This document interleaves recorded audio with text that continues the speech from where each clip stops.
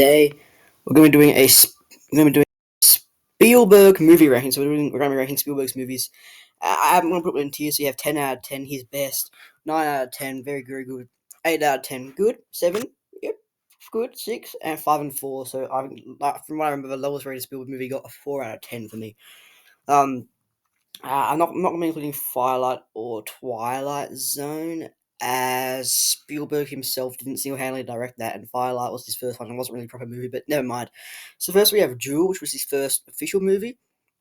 Before I start, I want to say Spielberg might be the best director in terms of diversity. Like, you got like other directors, of course, like Christopher Nolan, Tarantino, Scorsese. They're very good at what they do, but Spielberg is very diverse, and it's more for like a younger audience. Some of his movies are good for all ages, I will say.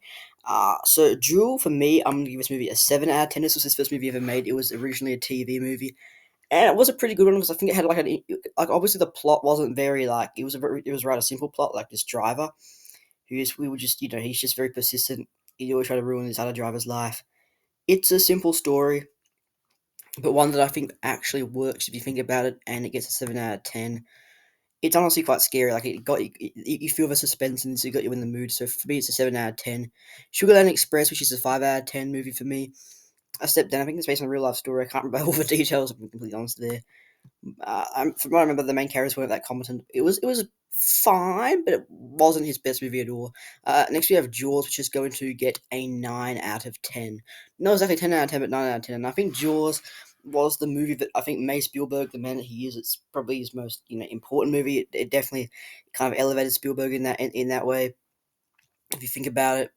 And you look at it nowadays and you're like, man, the sharks are that scary. But back then, the shark was probably very scary then.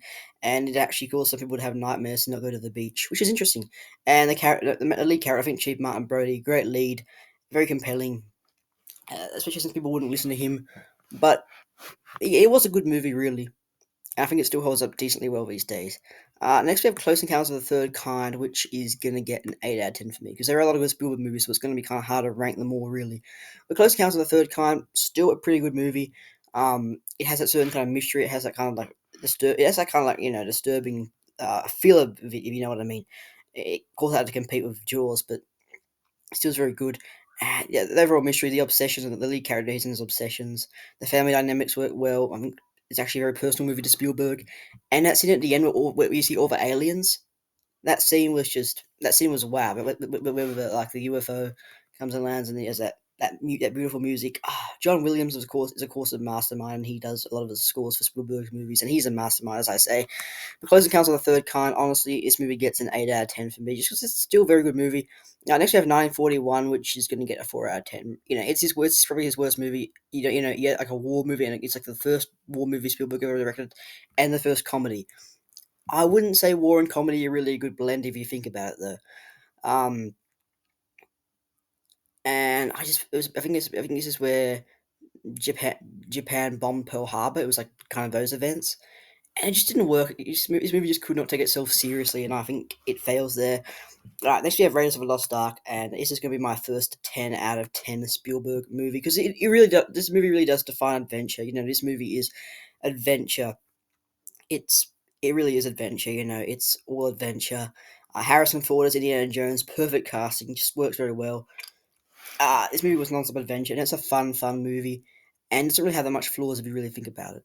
Next, we have E.T., and E.T., in my eyes, is another 10 out of 10 movie. In fact, I'm giving this another 10 out of 10. I know this is crazy, but I love E.T.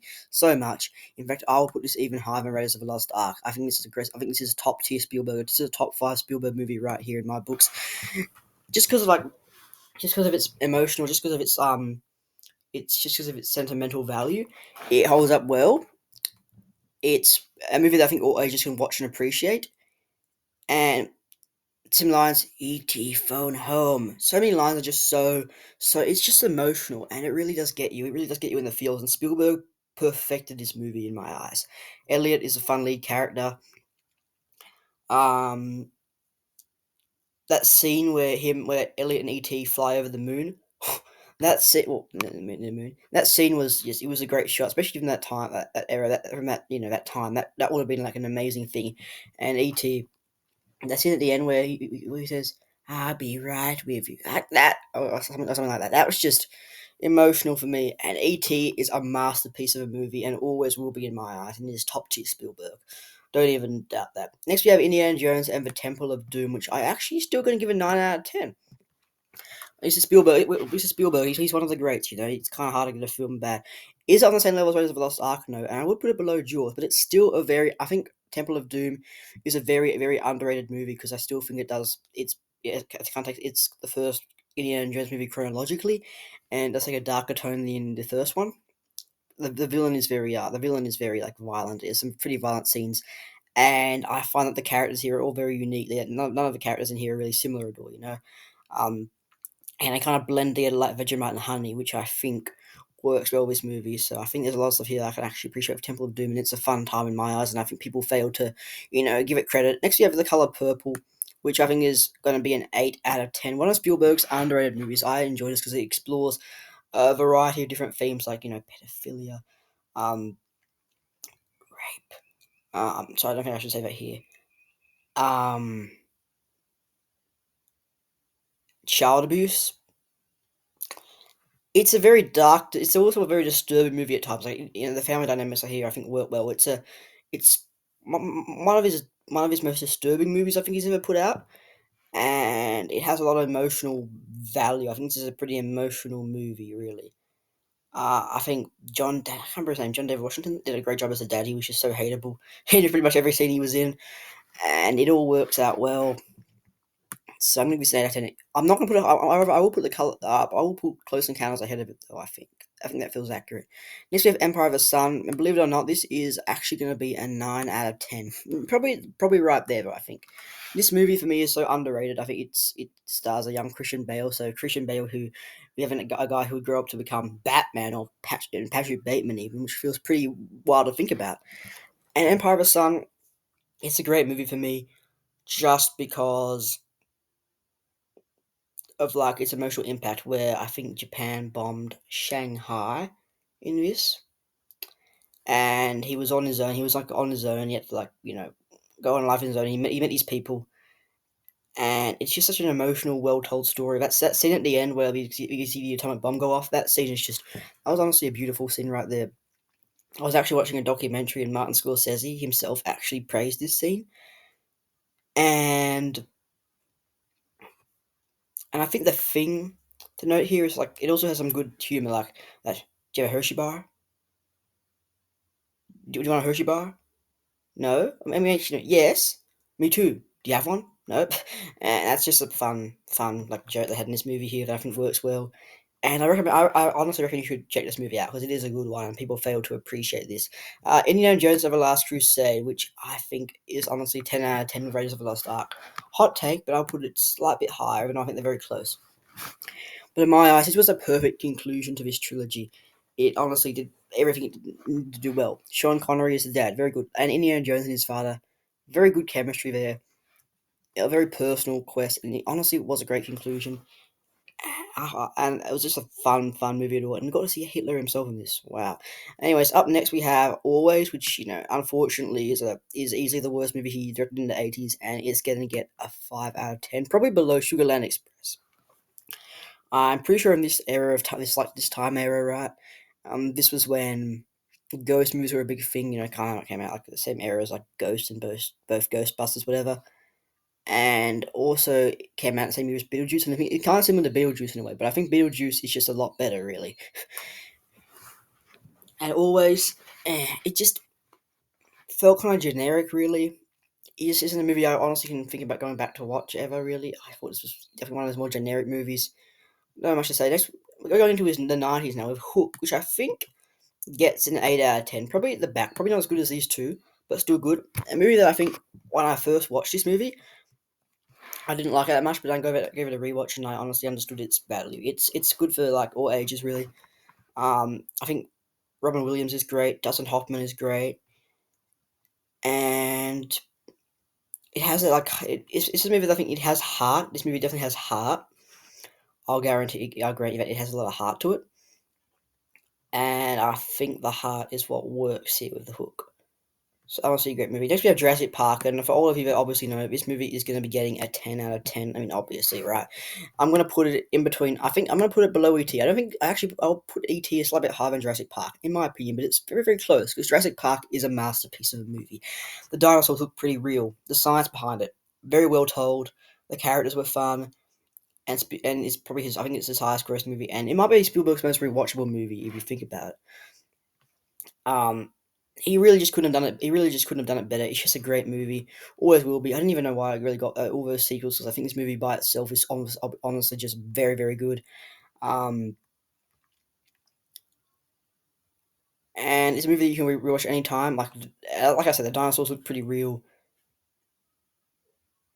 And Spielberg mastered this movie. Another movie that he mastered that came out in the exact same year was Schindler's List, which this is a 10 out of 10, obviously. And in fact, I would honestly put this at the very top because it was a top tier movie and probably Spielberg's masterpiece if you really do think about it, because it was an emotional, heartfelt movie. It was a very dark movie, but also very well told, and he really couldn't have told it any better. And this was also a very important movie to Spielberg, as he was kind of hiding his Jewish heritage. Until he finally, after he made his movie, he felt more comfortable expressing it, and that is all very important. And it's like a story about the Holocaust. I think how Germany occupied, the Nazis occupied Poland. It was also it was emotional, and I think the character cast in here, Liam Neeson as Schindler was great. Liam Neeson just has so much aura, especially as an actor. Um, Ralph Fiennes is the villain, very very good here, and Ben Kingsley, all very good, all very good cast here. And Schindler's just he's also a great character. He kind of played both games based on a real person, obviously. How he's kind of like blending in with the Nazis, but obviously his loyalties remain to the Jews and to freedom by making a list. And that scene at the end, like that scene was like I could have done more. That was such an emotional scene, and Spielberg just this is Spielberg's masterpiece. In fact, I'm already gonna say it. I think this is his best movie ever. He really could. It's not rewatchable because it's very emotional. It's a very dark movie. But it's also a very important movie to educate people on the histories of how humans were very bad to each other back then. And honestly, just watch this movie. Alright, it is his masterpiece. It's also in the top 10 best movies on IMDb, so that explains a lot. Um, and that scene where all people were putting flowers, putting some flowers on on the Jewish their tombstones. That was emotional. So many good stuff that came out of this movie, and he mastered it to perfection. Next, we have Jurassic Park: The Lost World, which was definitely a step down from the original Jurassic Park, and it's getting a 6 out of 10. Let's be real. All right, especially since it came out years after Jurassic Park and Schindler's List. A lot of competition to make, but didn't make it. Again, I could appreciate the fact that he was kind of trying to carry on the legacy of Jurassic Park. So, Jurassic Park was kind of like his first one kind of set up how the dinosaurs were in that theme park, and the second one kind of explores, how them going rampant in real life. Some good ideas there, but it just felt kind of off because the characters. I mean, the characters in here didn't feel anywhere near as compelling as in the first one, in my opinion.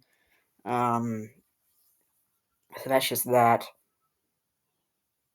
So while there were some good ideas, and still the dinosaur action in this movie was as cool as the first one. The first one is better in pretty much every single way if you think about it. Then we have Amistad, which I think I'm gonna give this one an 8 out of 10. I'm gonna put it ahead of Hook, but below The Color Purple. Honestly, it's an emotional movie. It's a real life. I think it's based on a real life story about slavery and stuff. The cast here were great. Like, he had a lot of good cast in this movie. Jim Hornswell. I can't pronounce his name. Sorry. Anthony Hopkins, Morgan Freeman, Matthew McConaughey, all great cast in this movie, and it's a courtroom drama. It's unique.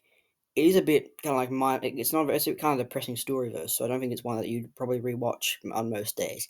Next we have Saving Private Ryan, which this is another 10 out of 10 for me. I'm gonna put it right about there on my list though. I think. Yeah, again, he released three masterpieces, three 10 out of 10s in the 90s. That's pretty cool. And it's also such an emotion. I don't have a lot of 10 out of 10s, but I don't really care. It's also a very emotional movie. It's his most violent movie. They weren't afraid to show the aspects of the horrors of war, which I think Spielberg mastered perfectly. I'm pretty sure this was supposed to be a letter to his deceased father. And in that case, it worked very, very well. Tom Hanks as the lead was good in this. Matt Damon was fun. And just the overall chemistry between the soldiers was all very compelling. Like, we wanted to know what their lives were outside of war. And I think their overall chemistry, their bonding, the bonds between them, I think all worked very, very well. That scene at the start, that was emotional. And that scene at the end, honestly, this is a great war movie, and some will consider this to be one of the best war movies of all time. And it was a great one for sure. All right. All right, we're into the 21st century, 2000s, with AI, which I'm going to give an 8 out of 10. I'm going to put it right about there. Um, it's good. I think it's good. Could have been better, but it's still good. Like, it had that kind of like creepy kind of feel to it, and it kind of is a movie ahead of its time in a way, as AI is a lot bigger now, a lot more prevalent than in the past. The lead character, obviously David, you could kind of see his progression. He's kind of becoming more human towards the end of the movie. It just felt like very creepy at first, especially in social interactions. And the overall family dynamics. I think in this movie, the family dynamics, they all work very well if you think about it. Next up, we have Minority Report, which I would actually give this movie a 9 out of 10. Probably not higher than any of these other ones, but it is still a 9 out of 10 for me because I think Tom Cruise in this movie was great.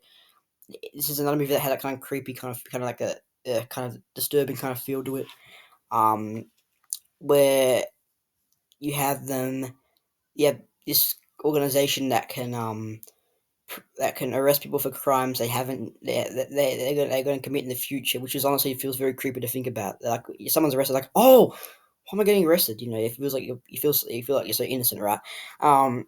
That movie, I think, was kind of ahead of its time. Technology, obviously has advanced a lot since then, and it probably will advance in the future. And Minority Report, honestly, it's a great movie. It's kind of a fun movie as well, really. Next, we have Catch Me If You Can, which I think is probably his best movie of the 21st century, really. I'm going to give this a 9 out of 10. In fact, hot take. I'm going to put it ahead of Jaws. I know this is a hot take, but I love it. This is a fun movie. Just the chemistry between Tom Hanks and Leo work very well here. And it's also like a family movie as well. And another thing I could respect is the comedy. They didn't go overboard with the comedy, which I liked. All right, I feel like with some of these movies, they go like something like, especially with 1941, overboard comedy. You didn't get that with Catch Me If You Can. There was a right amount of comedy. It didn't overtake the movie, and I like that. It was a fun movie, but kind of like where he's a con artist. He's kind of trying to live up to his father's legacy. He's also a very smart character. He's very competent. He always finds a way to get out of situations. Well, most of the time, and he's also like a playboy. Well, typical Leo, am I right? Sorry, but yeah, Catch Me If You Can. Still, it's a great movie and a fun one at that, and I recommend you watch it. Next, we have The Terminal, which I'm going to give this one a 7 out of 10. A bit below Jewel, but still a fun movie at that. On paper, it doesn't feel very interesting because he's kind of like, he spend the entire movie in an airport, right? But interesting idea was this guy who kind of fled from Russia because of the war. He's kind of in this difficult place, and he's kind of very confused. He doesn't really understand what's going on. But they still find a way to, if Spielberg still finds a way to, have that fun in the airport. While it's not as good as his other movies, it's still a good movie. 7 out of 10 is still pretty good in my eyes. He still finds that way to, just have that fun. It was also like a romance story in a way, but not too overboard. And also kind of funny at times. And then we have War of the Worlds, which, quite frankly, I'm going to give this movie a 6 out of 10. I thought this movie was a bit overrated. I think it's based off a book by, I can't remember his name, but it's fine. But I think problems here is Tom Cruise's character felt a bit unlikable. Like, I didn't think Tom Cruise as a lead was a very likable character in this movie. Obviously, he had this stuff going on, but I didn't. He was much more likable with Minority Report than he was in War of the Worlds. And this is a movie that I just think I don't really understand why people like this movie so much because it's no one near Spielberg's best. Okay, let's just be real. Okay, um, it's good in some ways though. I just felt that some of the stuff here didn't work all that well, really. I don't really know how to word it, but I just think it's just give us a 6 out of 10. Then we have Munich, which I think Munich probably gets an 8 out of 10. I'm going to put it right about there. It's a somewhat complicated movie. It's about this Israeli spy, and it kind of explores those, like, the conflict of the Israel Palestine war, kind of, which is actually a big thing happening in the present time right now, which is pretty interesting to think about. So Munich, I feel like I could have explained a bit more about Israel Palestine conflict, but it mainly focused on the Israeli spy. So there was some, and the politics. I think the politics in this movie were pretty compelling. I think the cast here were great. Um, just overall good movie, but I don't think I can. I don't know if it's one I'd rewatch though, because it's a long one. Okay, next we have Indiana Jones and the Kingdom of the Crystal Skull. But realistically, this is a 6 out of 10. A huge step down from the original trilogy. A huge step down. Yeah, I thought that like the plot, there wasn't really any real plot. I don't think they really needed this movie, really, to be honest. They could have just stopped with the Last Crusade, but they didn't.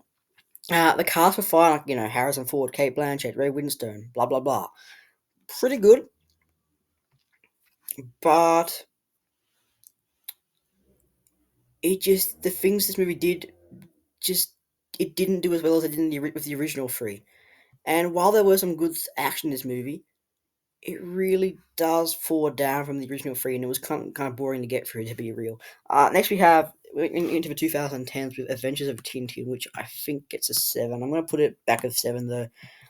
I like this movie more than others because it's kind of like I like how it kind of explores that kind of like it's like a family movie in a way. And of course, I don't know much about Tintin lore. Let's be real, but it's kind of like animated Indiana Jones. It's kind of like a small action movie, but like animated, and it's an interesting movie, right? But it has its flaws, no doubt, but it's still 7 out of 10. Next, we have Warhorse, which I'm going to give this movie a 6 out of 10.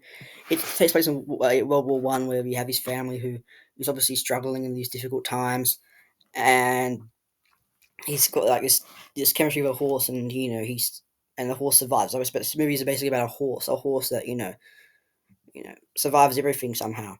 I thought this movie was a bit dreary though, to be honest. I didn't think it was that good really. So I'm gonna put it right there. Next we have Lincoln, which I'm gonna put an 8 out of 10. I'm gonna put it right there though, because I think it does a lot of things well. I think Daniel Day Lewis was absolutely perfect as Lincoln. It was a great performance really. Um, and it's also a very interesting moment of history. It's kind of I'm gonna put it next where it's like about Abraham Lincoln's time in power and kind of where they were trying to end slavery and all that stuff. And a lot of the political aspects here work very well. Uh, and I put this one next to Amistad because I think they're both in the same category of like courtroom dramas, and it works well. Now we have Bridge of Spies, which, believe it or not, I'm gonna give this movie. I thought this was actually a very good movie. I'm gonna give this a 9 out of 10. I'm actually gonna put it over there, though. Like even ahead of Minority Report. I know. I love this movie. Right, this was one of his best of the 2010s. It explores Soviet Russia, like the kind of conflict back then. We have these spies who are kind of going in, learning secrets, and Tom Hanks. This movie was honestly great.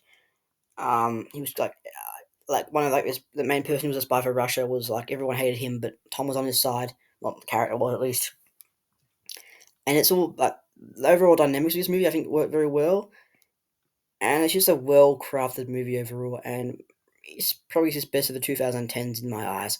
And then we have the BFG, which I'm gonna give this a 6 out of 10. I'm gonna put it in between it right there. Eh, I think I did. I used to like read a lot of Roald Dahl books. I was like Roald Dahl books, and I was kind of obsessed with him. And this movie does some. It does a lot of stuff well, but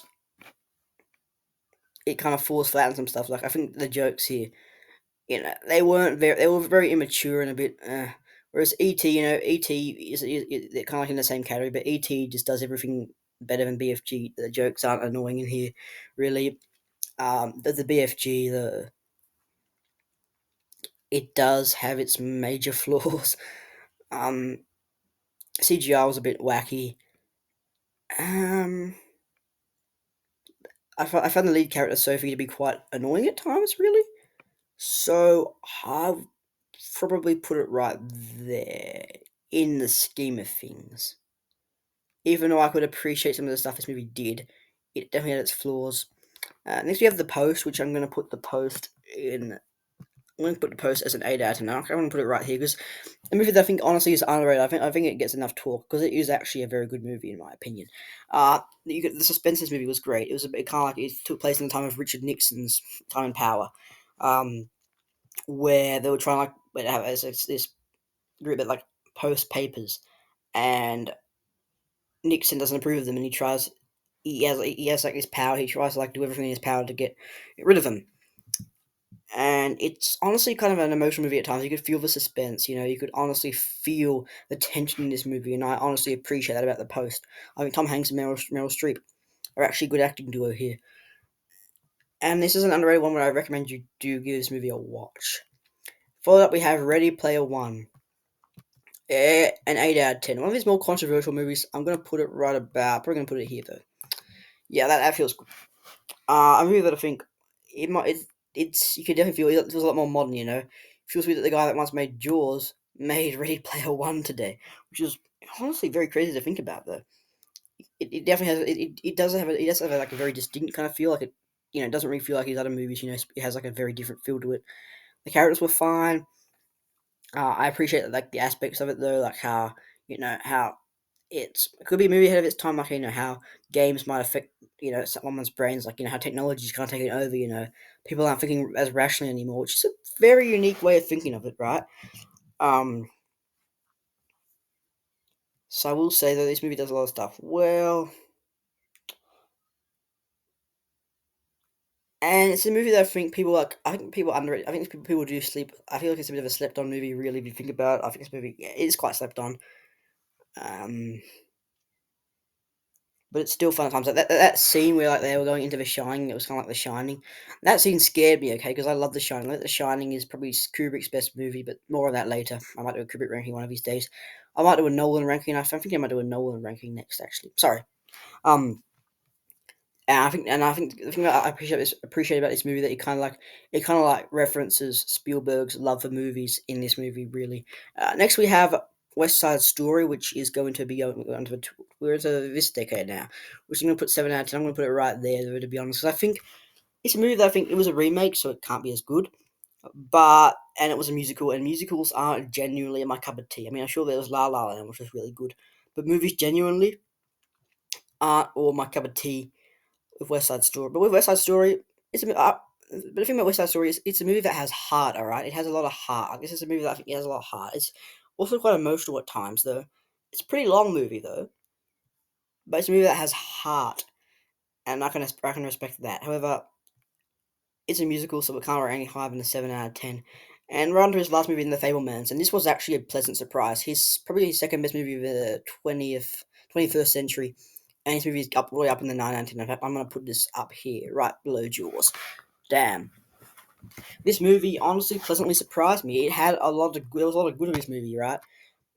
It was like an autobiography for Spielberg. It kind of explained his history and the child he went through, like his parents, their family issues here, and they did it well. It was also a very emotional movie at times, I felt, and I just respect the fact that he's passionate about, you know, what he does, like, as a filmmaker.